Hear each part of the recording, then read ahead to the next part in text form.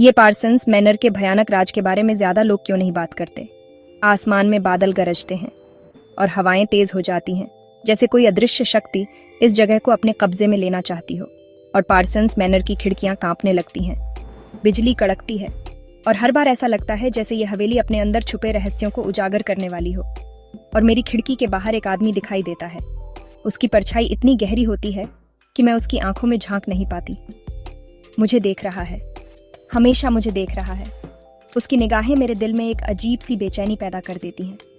मेरा दिल जोर से धड़कने लगता है, जैसे किसी अनजाने खतरे का सामना कर रहा हो। हाथ पसीने से भीग जाते हैं, डर और एक अजीब सा रोमांच। ये भावना मुझे हर रात और भी गहराई से महसूस होती है। मेरे साथ कुछ गड़बड़ है, ये सोचकर मैं और भी उलझन में पड़ जाती हूँ। हर रात वो और करीब आता है, जैसे उसकी कोई अनकही कहानी हो जो वो मुझे सुनाना चाहता हो। उसकी नजरें अंधेरे में तीर की तरह चुभती हैं।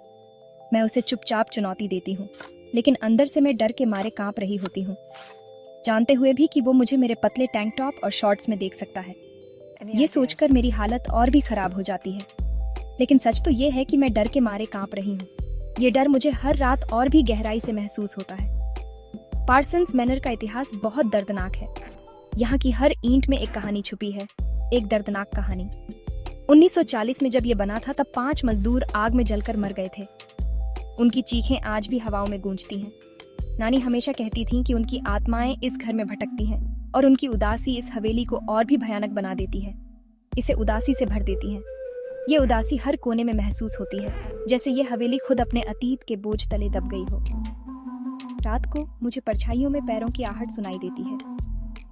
ये आहटें मुझे हर रात और भी बेचैन कर देती हैं। क्या ये उन मजदूरों के भूत हैं जो अपनी अधूरी कहानियां सुनाना चाहते हैं, या फिर वो आदमी है जो मेरी खिड़की के बाहर खड़ा रहता है। उसकी मौजूदगी मुझे हर रात और भी डराती है। हमेशा मुझे देख रहा है। उसकी निगाहें मुझे चैन से सोने नहीं देती। मुझे ये डरावना घर विरासत में मिला है। ये घर मेरे लिए एक पहेली बन गया है। इसकी काली और सफ़ेद चौखानों वाली ज़मीन, जैसे ये खुद एक शतरंज की बिसात हो, जहाँ हर कदम सोच समझ कर रखना पड़ता है। बड़ा झूमर और ये पुरानी हवेली मुझे नानी की याद दिलाती है। उनकी कहानियाँ और उनकी बातें आज भी मेरे कानों में गूंजती हैं। टूटे फूटे होने के बावजूद ये घर जैसा लगता है। यहाँ की हर दरार में एक कहानी छुपी है, लेकिन निगाहों का एहसास कभी नहीं जाता। ये एहसास मुझे हर वक्त सताता रहता है। एक दिन मैंने देखा कि अटारी का पर्दा हिल रहा था। ये दृश्य मुझे और भी बेचैन कर देता है।